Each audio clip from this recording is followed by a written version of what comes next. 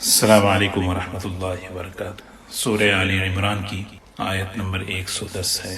اعوذ باللہ من الشیطان الرجیم، بسم اللہ الرحمن الرحیم۔ کنتم خیر امۃ اخرجت للناس تأمرون بالمعروف وتنہون عن المنکر وتؤمنون باللہ وَلَوْ آمَنَ أَهْلُ الْكِتَابِ لَكَانَ خَيْرًا لَهُمْ مِنْهُمُ الْمُؤْمِنُونَ وَأَكْثَرُهُمُ الْفَاسِقُونَ لَنْ يَضُرُّوكُمْ إِلَّا أَذًى وَإِنْ يُقَاتِلُوكُمْ يُوَلُّوكُمُ الْأَدْبَارَ ثُمَّ لَا يُنصَرُونَ ضربت عليهم الذلة أينما ثقفوا إلا بحبل من الله وحبل من الناس وباءوا بغضب من الله وضربت عليهم المسكنة ذلك بأنهم كانوا يكفرون بآيات الله ويقتلون الأنبياء بغير حق ذلك بما عصوا وكانوا يعتدون ليسوا سواء من أهل الكتاب أمة قائمة يتلون آيات الله آناء الليل وهم يسجدون يؤمنون بالله واليوم الآخر ويأمرون بالمعروف وينهون عن المنكر ويسارعون في الخيرات وأولئك من الصالحين وما يفعلوا من خير فلن يكفروه والله عليم بالمتقين إن الذين كفروا لن تغني عنهم أموالهم ولا أولادهم من الله شيئا وأولئك أصحاب النار هم فيها خالدون مثل ما ينفقون في هذه الحياة الدنيا كمثل ريح فيها صر أصابت حرث قوم ظلموا أنفسهم فأهلكت وما ظلمهم الله ولكن أنفسهم يظلمون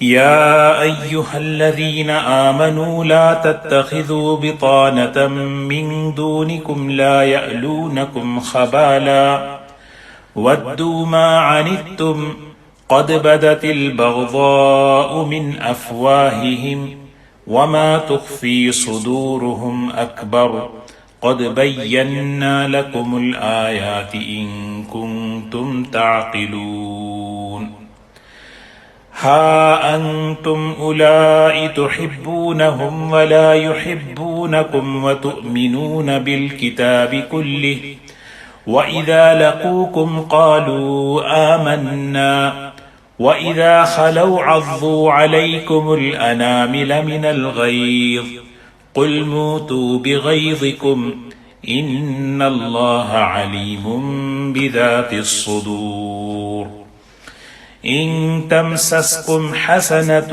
تَسُؤْهُمْ وَإِن تُصِبْكُمْ سَيِّئَةٌ يَفْرَحُوا بِهَا وَإِن تَصْبِرُوا وَتَتَّقُوا لَا يَضُرُّكُمْ كَيْدُهُمْ شَيْئًا إِنَّ اللَّهَ بِمَا يَعْمَلُونَ مُحِيطٌ صدق اللہ العظیم۔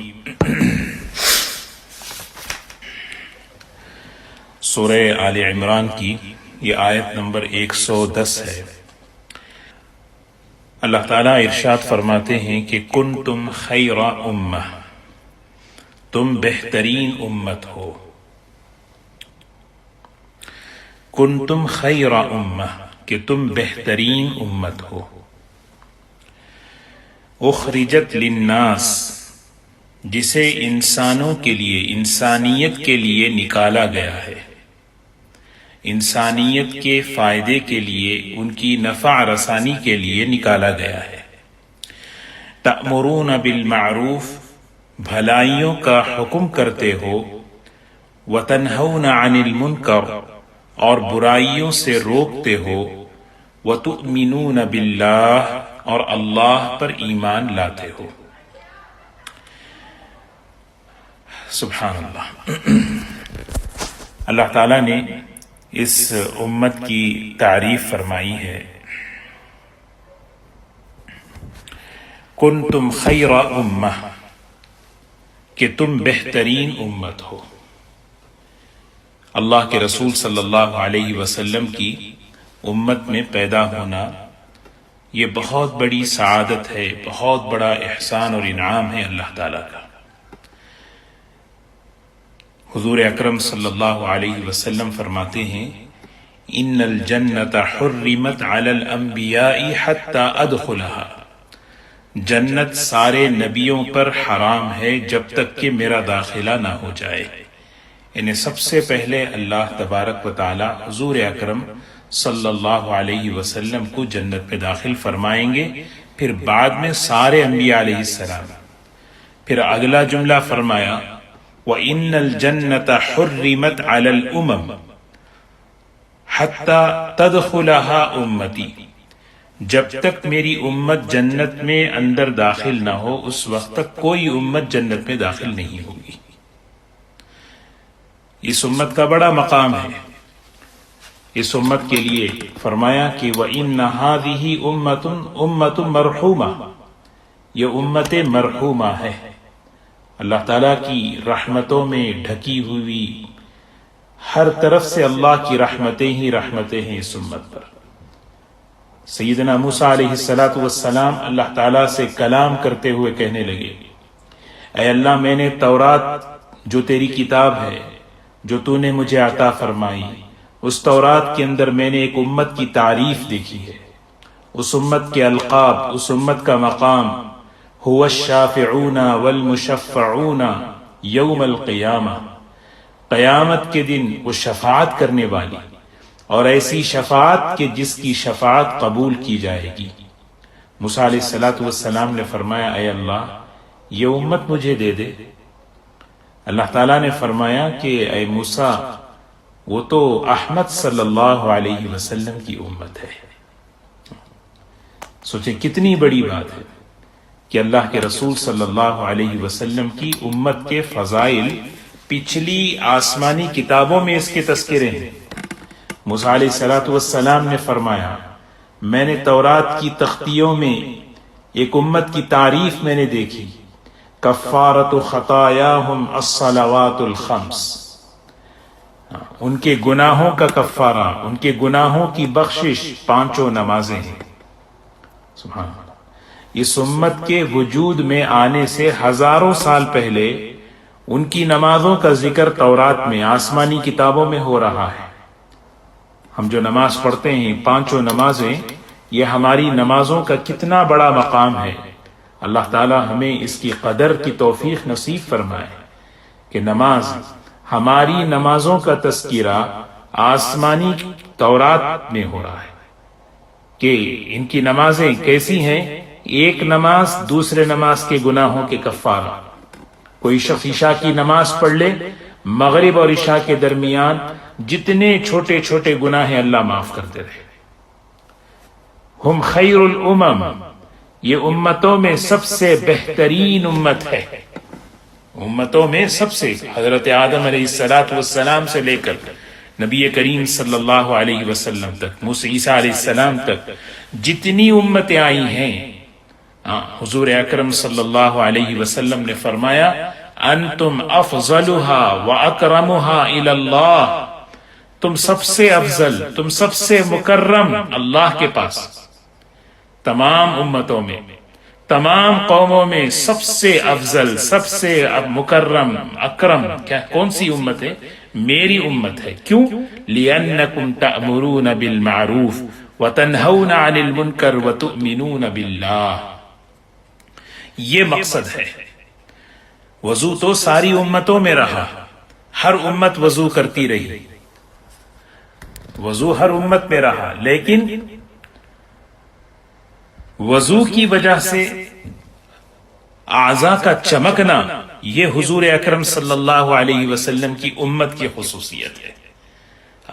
یہ اس امت کی خصوصیت ہے کہ قیامت کے دن اولین اور آخرین کے سامنے اللہ کے رسول صلی اللہ علیہ وسلم اپنی امت کو کیسے پہچانیں گے کہ یہ امت اپنے اعضاء وضو کی وجہ سے یہ چمک رہی ہوگی. اللہ کا شکر ادا کرنا ہے کہ اللہ نے نبی کریم صلی اللہ علیہ وسلم کی برکت سے ہمیں اس امت میں پیدا فرمایا. ایک بہت بڑا مقصد ہے. سب سے بڑا مقصد کیا ہے؟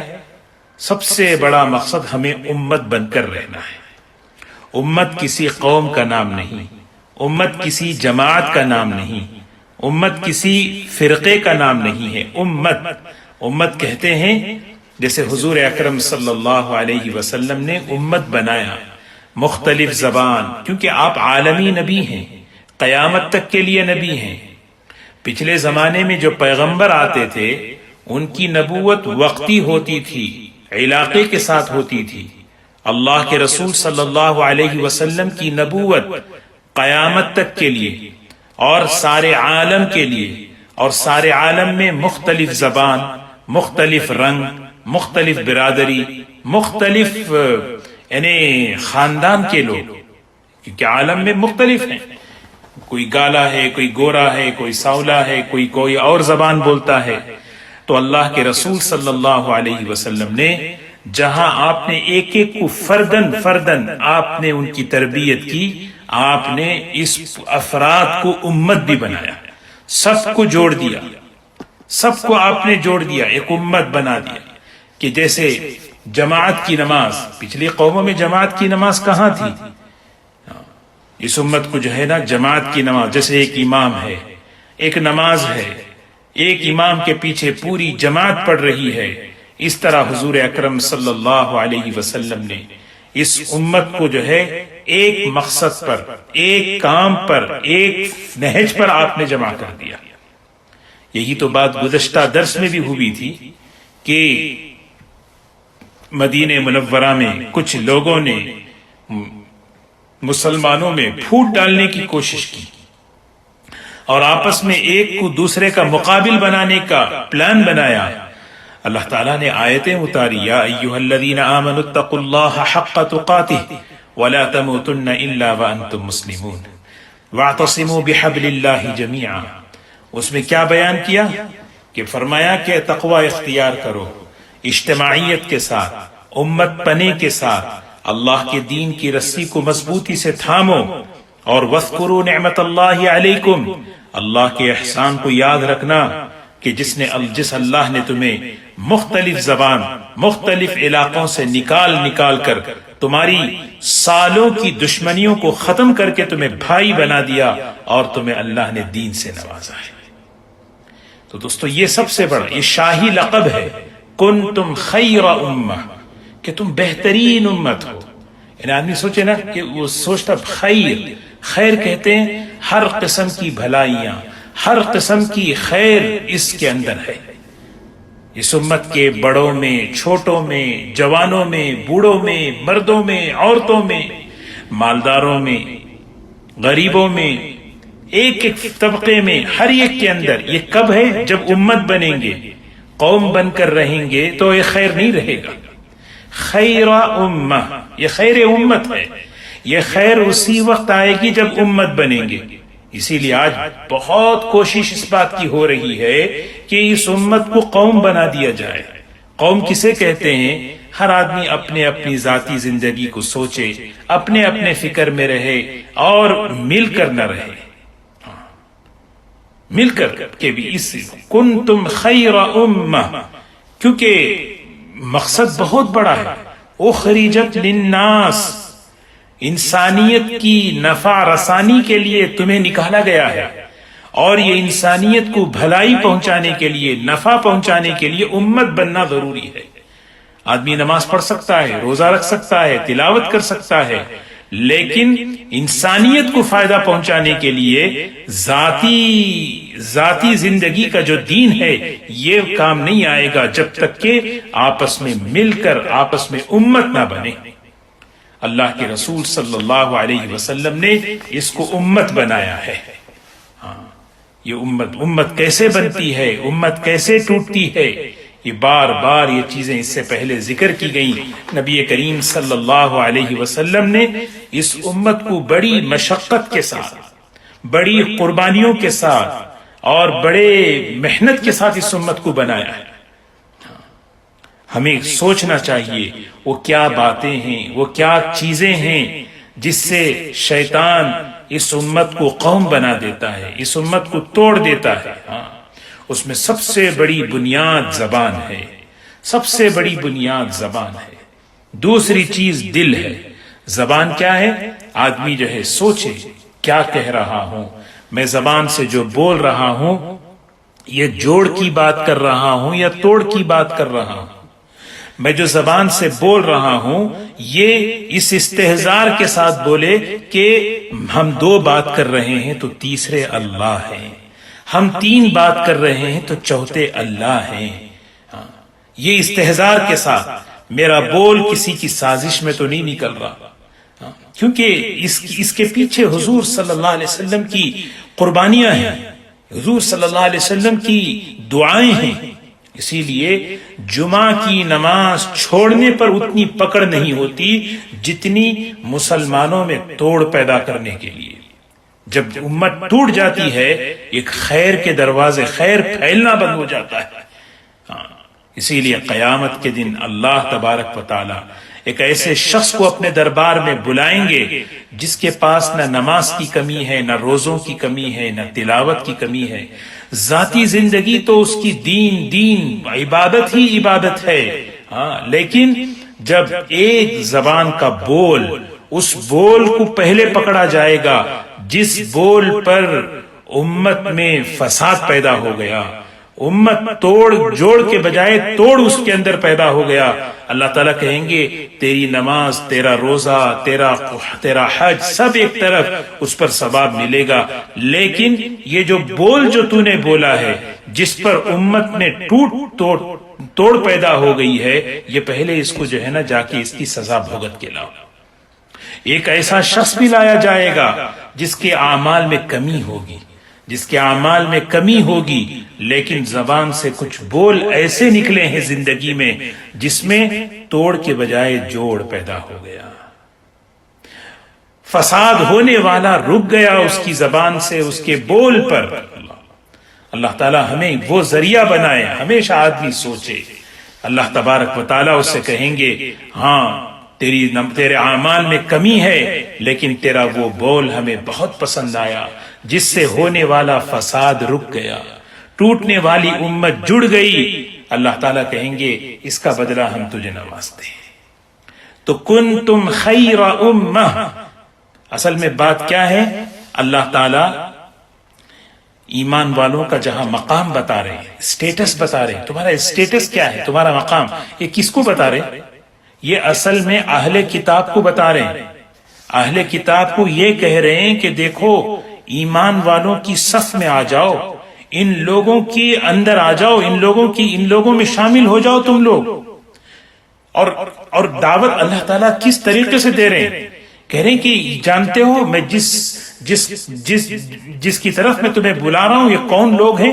یہ بہترین امت ہے، انسانیت کے فائدے کے لیے نکالے گئے ہیں، ان کا کام بھلائیوں کو پھیلانا ہے، برائیوں کو روکنا ہے۔ اللہ پر یعنی اس میں حکم نہیں ہے، یہ نہیں ہے کہ اللہ تعالیٰ یہ فرما رہے بھلائیوں کا حکم کرو برائیوں سے روکو، حکم نہیں ہے، یعنی صفت بیان کر کے تعریف کر رہے ہیں، یعنی خوبیوں کو بیان کر رہے ہیں، دیکھو یہ کوالٹیاں ان کے اندر ہیں۔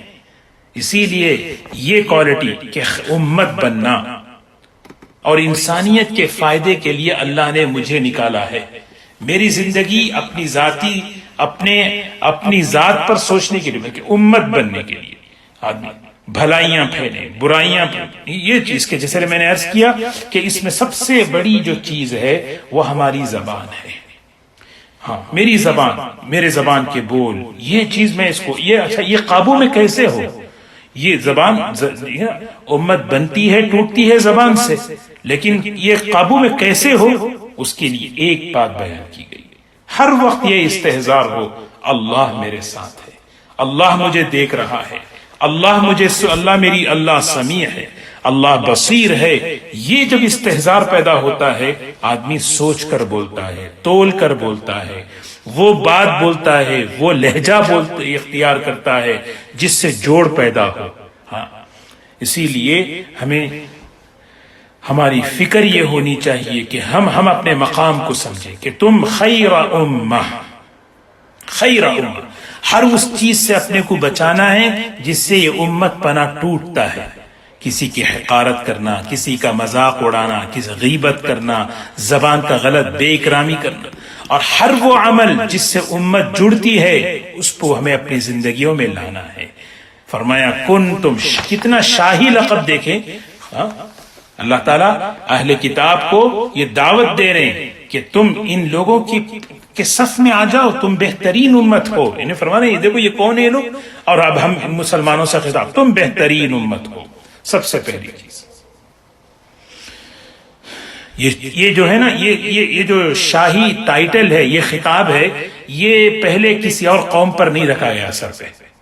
ابراہیم علیہ السلام کی، اسماعیل علیہ السلام کی، موسیٰ علیہ السلام، کسی قوم کے سر پر یہ اعزاز نہیں رکھا گیا، یہ اعزاز اللہ تعالیٰ۔ اور جب تک یہ امت اس اعزاز کو سنبھالی ہوئی تھی، کیا اعزاز ہے؟ امت پناہ بنا کر رکھی تھی، اس سے خیریں پھیل رہی تھی، اور جب اس کی ناقدری ہوئی اور واقعی ناقدری ہو رہی ہے، ہاں تو اس کا نتیجہ ہم اس کے دیکھ رہے ہیں ہم اپنے آنکھوں سے، اس کی ہمیں فکر کرنی ہے۔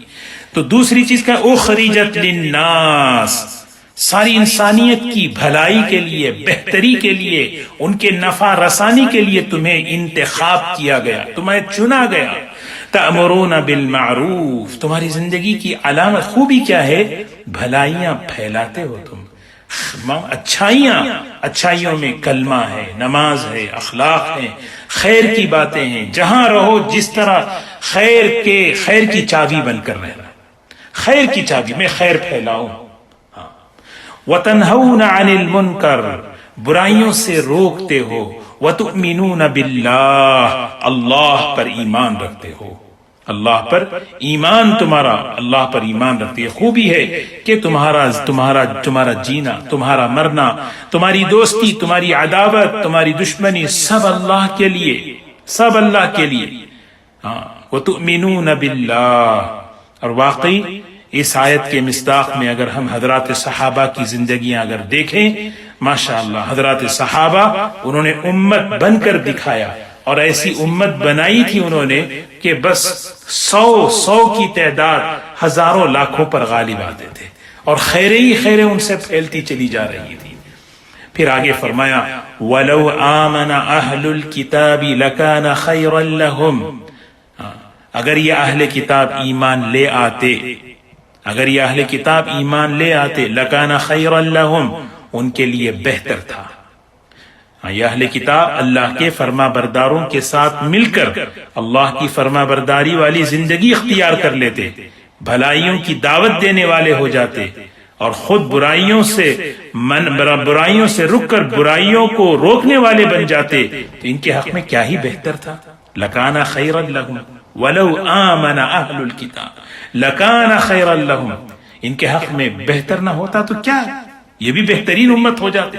اللہ تعالیٰ چاہ رہے ہیں کہ آ جاؤ، یہ کوئی نہیں، آ جاؤ اس میں، اس صف میں آ جاؤ، بہترین امت بن جاؤ۔ لیکن ہوا کیا؟ منہم المؤمنون، ان میں اہل ایمان بھی ہیں، ان میں اہل ایمان بھی ہیں جنہوں نے سچائی کو قبول کیا، اور وَأَكْثَرُهُمُ الْفَاسِقُونَ، اور اکثر تو ان میں فاسق ہیں، اکثر تو ان میں فاسق ہیں۔ پھر آگے فرمایا لَن يَضُرُّوكُمْ إِلَّا أَذًى، لَن يَضُرُّوكُمْ إِلَّا أَذًى۔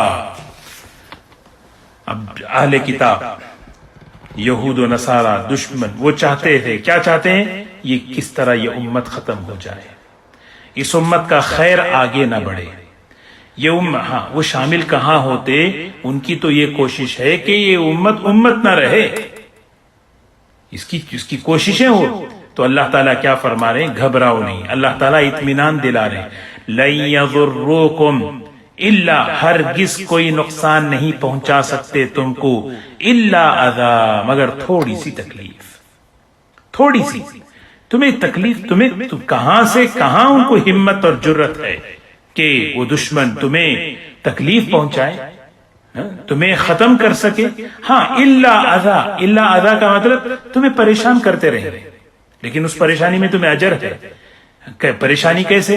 کبھی تم پر زبان کھولیں گے، کبھی تمہارے اتحاد اور اتفاق کو مٹانا چاہیں گے، کبھی تمہارے ایمان پر اعتراض کریں گے، کبھی تمہارے عبادات پر اعتراض کریں گے، کبھی جو ہے نعوذ باللہ نبی کریم صلی اللہ علیہ وسلم کی مبارک شخصیت کو نشانہ بنائیں گے. یہی چیزیں ہوتی رہیں گی. اتنا ہی. لن یضروکم، ہرگز تمہیں نقصان نہیں پہنچا سکتے، الا اذا، مگر تھوڑا سا تکلیف. وہ تھوڑے سے بھی یہ چیزیں ہوتی رہیں اور دیکھ رہے ہیں. وَإِن يُقَاتِلُوكُمْ، اور اگر وہ تم سے مقابلے پر آ جائیں، يُوَلُّوكُمُ الْأَدْبَارَ، تو تمہیں پیٹھ دکھلا کر بھاگیں گے. ثُمَّ لَا يُنصَرُونَ، ان کی مدد نہیں کی جائے گی. ان کی مدد نہیں کی جائے گی. ہاں اگر وہ مقابلے پر آئیں تو پیٹھ دکھا کے بھاگ جائیں گے. ضُرِبَتْ عَلَيْهِ، ضُرِبَتْ، مسلط کر دی گئی. فرمایا ضُرِبَتْ، مار دی گئی، مسلط کر دی گئی ان پر. الذلت، ذلت، اینما ثقفوا، جہاں بھی وہ رہیں ان پر ذلت جو ہے نا مسلط کر دی گئی، جہاں بھی. الا بحبل من اللہ وحبل من الناس، مگر اللہ کے سہارے سے اور لوگوں کے سہارے سے وہ بچیں گے. جہاں بھی جائیں گے ذلت سے دوچار، جہاں بھی جائیں گے ذلت سے دوچار. مگر یہ کہ ذلت سے بچنے کے دو راستے ہیں. ایک اللہ کے دین کا سہارا مل جائے، یا پھر وہ کسی انسان کی ذمہ داری میں آ جائے، امن دے دے، جزیے کے ساتھ رہیں. یہ چیزیں ان کو بچا سکتی ہیں. وباءوا بغضب من اللہ، وباءوا بغضب من اللہ، اور وہ مستحق ہو گئے اللہ کے غضب سے. اللہ کے غضب کے ساتھ وہ پلٹیں گے. زندگی ہو موت ہو، اللہ کے غضب سے چھٹکارا نہیں ہے. وَضُرِبَتْ عَلَيْهِمُ الْمَسْكَنَةُ، ان پر ذلت کو، مسکنت کو مسلط کر دیا گیا. ان پر مسکنہ کہتے ہیں خود کو آدمی حقیر سمجھے، گھٹیا سمجھے، یعنی سوچے سب کچھ رہتے ہوئے آدمی اپنے آپ کو جو ہے حقیر سمجھ رہا ہے. مسکنت ان پر مسلط کر دی گئی. جو شخص خود اپنی حفاظت نہ کر سکے، اس سے بڑا مجبور لاچار کون ہو سکتا ہے؟ اور یہ سزا کیوں دی جا رہی ہے؟ ذالک، اس لیے کہ بأنہم کانوا یکفرون بآیات اللہ ویقتلون الانبیاء بغیر حق، ذالک بما عصوا وکانوا یعتدون. یہ اس لیے کہ وہ اللہ کی نشانیوں کے ساتھ کفر کرتے تھے اور پیغمبروں کو قتل کرتے تھے. اور یہ سب اس لیے ذالک بما عصوا وکانوا یعتدون، کھلا سرکشی اور نافرمانی کر کے وہ حد سے تجاوز کر کے. یہ سب چیزیں، یہ اعمال ہیں، یہ اسباب ہیں جس کی وجہ سے انہیں یہ برا دن دیکھنا پڑ رہا ہے. یہ پیغمبروں کو قتل کیا ناحق، اللہ کی آیتوں کا انکار کیا، کھلا سرکشی کی انہوں نے. تو ظاہر سی بات ہے ایسے اسباب، ایسے اعمال ہو تو ذلت، مسکنت، اللہ کا غضب ان پر ثابت ہو گیا. اللہ تعالیٰ فرما رہے لیسو سوا، سب یکساں نہیں ہیں، سارے کے سارے ایسے نہیں، ایسے نہیں ہیں، سب یکساں نہیں. اہل کتاب میں سے ایک جماعت حق پر قائم ہے. لیسو سوا، لیسو سواء، سب کے سب برابر نہیں ہیں کہ سب. من اہل الکتاب، اہل کتاب میں سے امتن، ایک جماعت ہے، قائمتن، قائم ہے. سبحان اللہ. دیکھیے یہ سب سے بڑی صفت ہے ان کی. اللہ تعالیٰ تعریف کر رہے ہیں. عبداللہ ابن سلام، کئی اہل کتاب علماء جو اللہ کی کتاب پر، اللہ کی یعنی آسمانی کتابوں پر ایمان رکھتے تھے، اور جب اللہ کے رسول صلی اللہ علیہ وسلم تشریف لائے تو آپ جو ہے جب دعوت دیے تو انہوں نے آپ کی نبوت کو اور رسالت کو قبول فرما لیا. اللہ ان کی تعریف کر رہے ہیں. لیسو سوا، من اہل الکتاب امۃ قائمہ، ایک جماعت اہل کتاب میں سے کیا ہے؟ قائمۃ، کھڑی ہوئی ہے، حق پر جمنا، حق پر جمنا۔ انہوں نے پہچانا حق کیا ہے، اللہ کے نبی ہیں، یہ حق ہے، قرآن اللہ کی کتاب ہے، یہ حق ہے، اور قائمۃ، اس پر کھڑے رہے، جمے رہے۔ اور پھر ان کی یتلون، یعنی پھر فرمایا کہ یتلون آیات اللہ کی آیتوں کا، اللہ کی آیتوں کو تلاوت کرتے تھے، آناء اللیل، رات کی گھڑیوں میں، راتوں میں۔ سبحان اللہ، کیسے لوگ دیکھیں نا، یتلون آیات اللہ کی آیتوں کو تلاوت کرنا رات میں۔ اسی لیے رات کے آخر حصے میں کم از کم سورہ فلق، سورہ ناس، سورہ اخلاص پڑھ کر سونا ہے۔ اللہ توفیق دے تہجد میں اٹھ کر قرآن پاک پڑھے، فجر کے وقت میں قرآن پاک، اِنَّ قرآن الفجر کان مشہودا، فجر کے وقت کا جو وقت ہوتا ہے اس وقت قرآن پاک کا پڑھنا یہ فرشتوں کے حضوری کا وقت ہوتا ہے۔ ایک صفحہ صحیح دیکھ کر پڑھیں، اس لیے کہ اللہ تبارک و تعالیٰ کا ایک تعلق پیدا ہوتا ہے۔ تو یتلون آیات اللہ آناء اللیل، رات کی گھڑیوں میں، وہم یسجدون، اور وہ سجدے میں پڑے رہتے ہیں، سجدے میں پڑے رہتے ہیں۔ سبحان اللہ، کہ اللہ کے سامنے پڑے ہیں۔ ان کی راتیں کیسی؟ اللہ کے کلام کی تلاوت سے رات آباد، ان کی پیشانیاں سجدوں سے۔ یؤمنون باللہ، اللہ پر ایمان رکھتے ہیں، والیوم الآخر، آخرت کے دن پر ایمان لائے ہوئے ہیں۔ یأمرون بالمعروف وینہون عن المنکر ویسارعون فی الخیرات، بھلائیوں کا حکم کرتے ہیں، برائیوں سے روکتے ہیں۔ وَيُسَارِعُونَ فِي الْخَيْرَاتِ، اور نیک کاموں میں آگے بڑھتے ہیں۔ سبحان اللہ، بھلائی کے کاموں میں یسارعون، پیش قدمی کرتے ہیں، آگے بڑھنا، دوڑ لگانا، انتظار کرنا نہیں ہے۔ یسارع، سارع، یسارع کہتے ہیں کہ میں آگے بڑھوں، پیش قدم، مجھے آگے بڑھنا، جلدی بڑھنا۔ کیوں؟ اس لیے کہ زندگی مختصر ہے، کب ختم ہونے والی ہے اللہ بہتر جانتا ہے۔ سب سے بڑی غفلت آدمی اس کو ٹالے، کہتے ہیں آئندہ جمعہ، آئندہ جمعہ، آئندہ جمعہ۔ زندگی میں کتنی جمعے چلی گئی؟ تو ہاں، یسارعون فی الخیرات، بھلائی کے کاموں میں، نیکی کے کاموں میں پیش قدمی کرنا، آگے بڑھنے والے ہیں لوگ۔ وَأُولَئِكَ مِنَ الصَّالِحِينَ، اور یہ لوگ نیک لوگوں میں سے، اور یہی لوگ نیکوں میں سے ہیں، نیک لوگوں میں سے، نیک لوگوں میں سے۔ یہ ایک قسم اللہ نے بیان فرمائی، فرمایا سارے اہل کتاب ایک جیسے نہیں ہیں، اس میں ایک جماعت ایسی ہے جو حق پر قائم ہے، سب سے پہلی صفت، اور حق پر قائم رہ کر ان کی راتیں اللہ کی تلاوت سے اور سجدے میں، اور اللہ پر ایمان، آخرت پر ایمان، بھلائیوں کو پھیلانا، برائیوں سے روکنا، خیر کے کاموں میں آگے بڑھتے رہنا، یہی لوگ تو نیک ہے۔ اور پھر دوسری قسم آگے فرمایا وَمَا يَفْعَلُوا مِنْ خَيْرٍ فَلَنْ يُكْفَرُوهُ، وَمَا يَفْعَلُوا مِنْ خَيْرٍ، جو کچھ بھی وہ بھلائی کریں گے، جو کچھ بھی وہ بھلائی کریں گے، فَلَنْ يُكْفَرُوهُ، ہرگز اس کی ناقدری نہیں کی جائے گی، شکر گزاری ہوگی، اس خیر سے وہ محروم نہیں ہوں گے، بلکہ اس کا ثواب ملے گا۔ ایک بڑی عجیب بشارت ہے۔ اہل کتاب اگر پچھلے آسمانی کتابوں میں انہوں نے اس کتاب کی تلاوت کی ہے، اس مذہب میں عبادت کی ہے، اور جب وہ اسلام میں داخل ہو جائیں گے تو پھر کیا ہوگا؟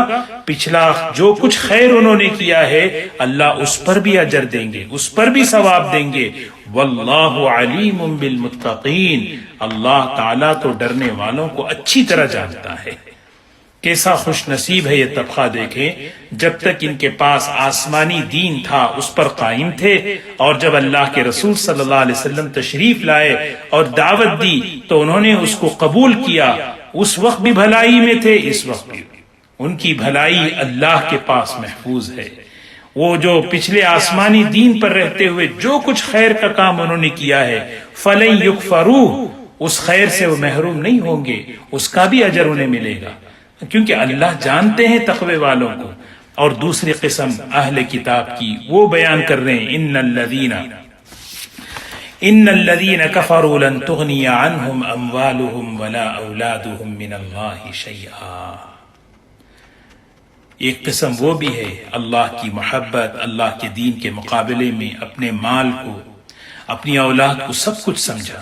کہتے ہیں ہمارے پاس مال ہے، ہمیں مال سے بچیں گے، ہماری اولاد ہے، خاندان ہے، اس سے ہمیں بچیں گے. اللہ تعالیٰ کرے انہیں پتہ چلے گا نتیجہ کیا ہونے والا ہے. ان الذین کفروا، جنہوں نے کفر اختیار کیا، لن تغنی عنہم اموالہم، لن تغنی عنہم اموالہم ولا اولادہم من اللہ شیئا، من اللہ شیئا،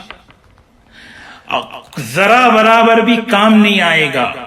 جب اللہ کی پکڑ آئے گی ان کا مال، ان کی اولاد ہرگز کام نہیں آئے گی. من اللہ، اللہ کے مقابلے میں، شیئن، ذرہ برابر بھی.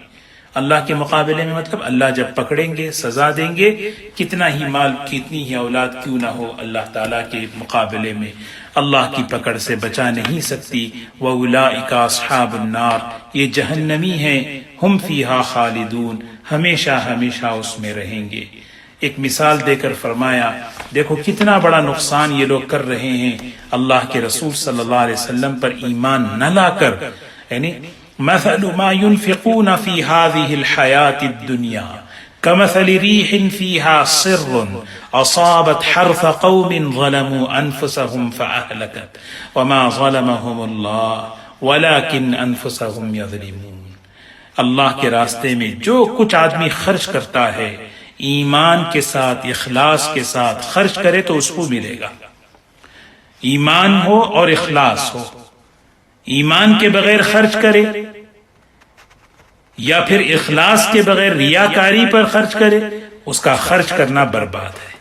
اللہ تعالیٰ مثال دے کر بیان فرما رہے ہیں ان لوگوں کی مثال جو کچھ اس دنیا کی زندگی میں خرچ کر رہے ہیں. مثل ما ينفقون في هذه الحياة الدنيا كمثل ريح، ایک ہوا کی طرح، تیز ہوا کی طرح، فیہا سر، جس میں کیا ہے، ایک سرد، ایک ٹھنڈی ہوا، ایک اصابت حرث قوم ظلموا انفسهم فاہلکت. اصابت، وہ ہوا اس قوم کی کھیتی پر پڑی جس قوم نے اپنی جانوں پر ظلم کیا تھا، اور وہ ہوا نے ان کو تباہ کر دیا. جن لوگوں نے اللہ تعالیٰ کی نافرمانی کی، انہوں نے اپنے مال اور دولت اور اپنی یعنی قوت اور اقتدار کو جو ہے صرف کرنے کی جگہ صرف دنیا ہی بنایا کہ دنیا ہی یہ سب کچھ ہے، جو کچھ خرچ ہے سب دنیا ہی میں لگانا ہے، دنیا ہی سب کچھ سمجھ رہے ہیں.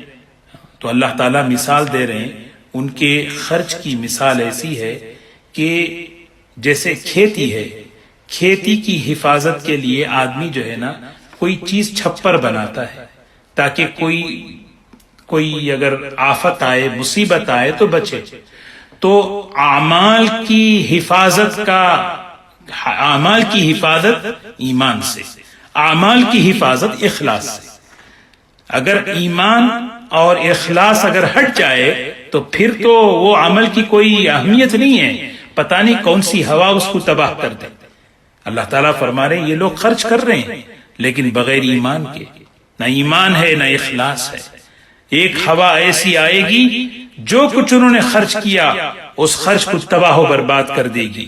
جیسے ایک ہوا کھیتی پر چلتی ہے وہ کھیتی کو تباہ کر دیتی. وما ظلمهم اللہ، اللہ تعالیٰ تو وہ آدمی سمجھتا ہے نا کہ میں نے خرچ کیا، غریبوں کو کھلایا، سب کچھ کیا، سب برباد ہو گیا. نہیں، وہ تو قبولیت کے لیے ایمان شرط ہے. وما ظلمهم اللہ، اللہ ان پر ظلم نہیں کریں گے. ولكن انفسهم يظلمون، شرک کر کے انہوں نے اپنی جانوں پہ خود ظلم کیا ہے. شرک کر کے انہوں نے خود اپنے آپ پہ ظلم کیا. پھر آگے فرمایا یا ایھا الذین آمنوا لا تتخذوا بطانة من دونکم لا یألونکم خبالا.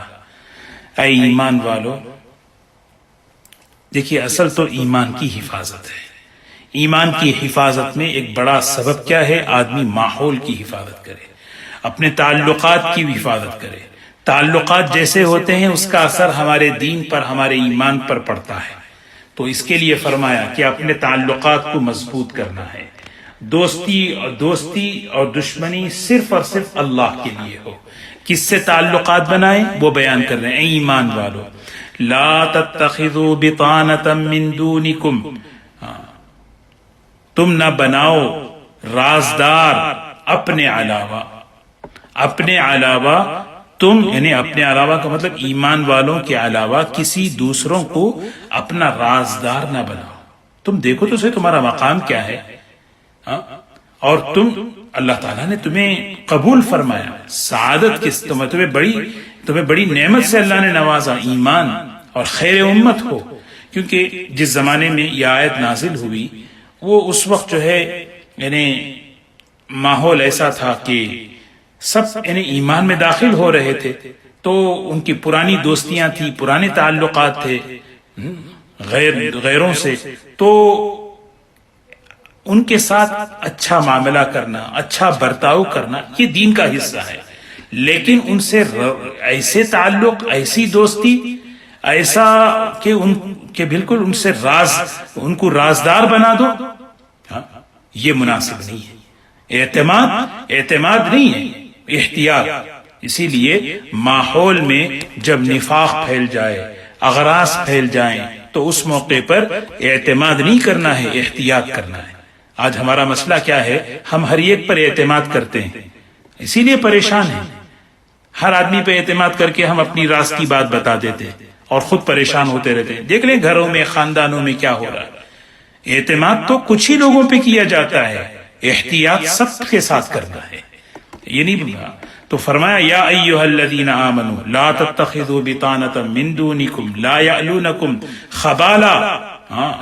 کیوں؟ اس لیے اے ایمان والو اپنے علاوہ تم کسی اور کو رازدار نہ بناؤ، اس لیے کہ وہ لا یألونکم خبالا، وہ تمہارے ساتھ برائی کرنے میں کوئی کسر نہیں چھوڑیں گے. ذرا برابر بھی کمی نہیں کرتے تمہارے ساتھ برائی کرنے میں، تمہارا نقصان پہنچانے میں. وَدُّوا مَا عَنِتُّمْ، ان کی تو یہ چاہت ہے کہ تمہیں تکلیف پہنچے، ان کی تو یہ چاہت ہے کہ تمہیں پریشانی آئے. اللہ کیسی عجیب یعنی مطلب خصلت ہے. دیکھیں کہ اللہ تعالیٰ ہم سب کی حفاظت فرمائے. وَدُّوا مَا عَنِتُّمْ، ان کے اندر کی یہ چاہت ہے کہ ما عنتم، تم تکلیف میں رہو، پریشان رہو، تمہاری تکلیف سے ان کو خوشی ہو رہی ہے.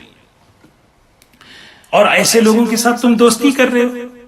قد بدت البغضاء من افواہہم، دشمنی، بغض ان کی زبانوں سے ظاہر ہو رہا ہے.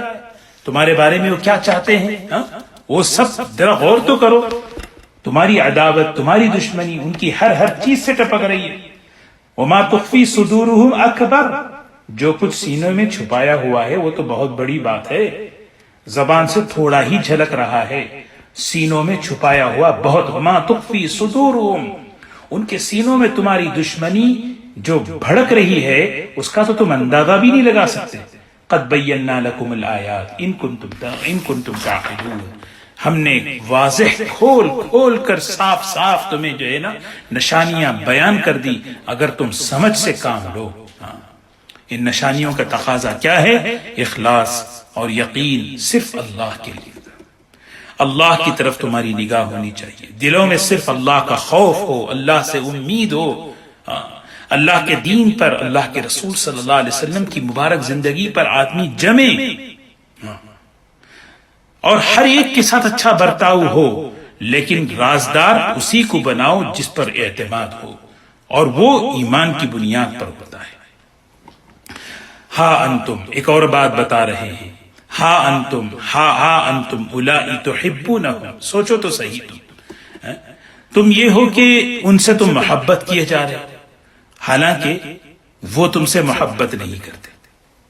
اگر دونوں طرف سے محبت اور تعلق کی بات ہوتی تو سمجھ میں آتی، لیکن ایک طرف دشمنی اور دوسری طرف محبت، یہ تو عقل میں بھی آنے والی بات نہیں ہے. تو کیسے تم ان سے دوستی ان کو رازدار بناؤ گے؟ کیونکہ اللہ تعالیٰ علیم ہے، خبیر ہیں، اس چیز کو اللہ کھول کر بیان کر رہے ہیں. ان کے اندر کی دشمنیاں تم نہیں جانتے کیا ہیں. ہاں انتم اولائی تحبونہم ولا یحبونکم. اچھا، وتؤمنون بالکتاب کلی، ساری کتابوں پر تم ایمان رکھتے ہو، ساری کتاب پر، قرآن پاک پر بھی ایمان، سب کی، آسمان، تورات، زبور، انجیل، سب پر. وہ صرف اپنی کتاب پر ایمان رکھتے ہیں.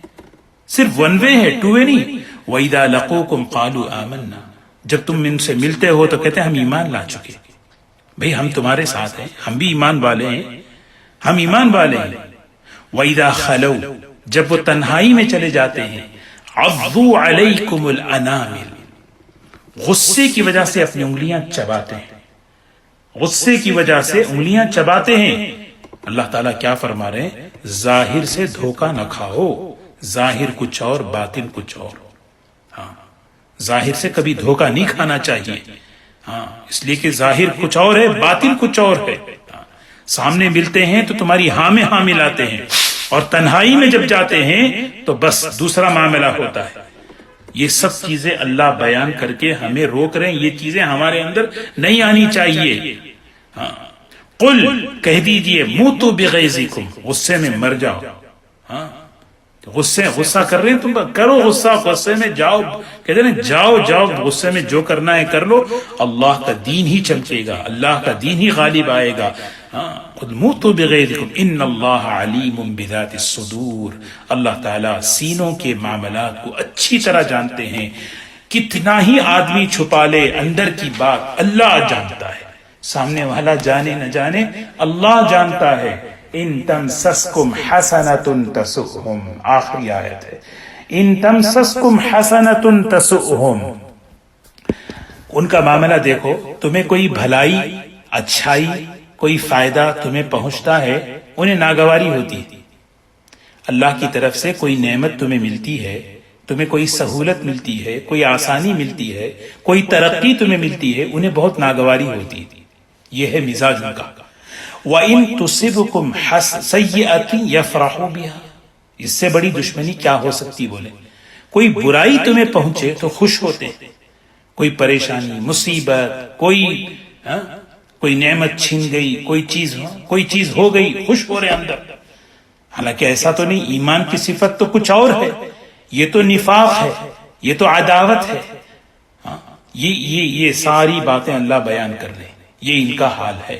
تمہاری بھلائی سے ان کو ناگواری ہوتی ہے، تمہاری پریشانیوں سے ان کو خوشی ہوتی ہے۔ وَدُّوا مَا عَنِتُّمْ، ان کی چاہت یہ ہے کہ تم مشقت میں رہو، تکلیف میں رہو، پریشانی میں رہو۔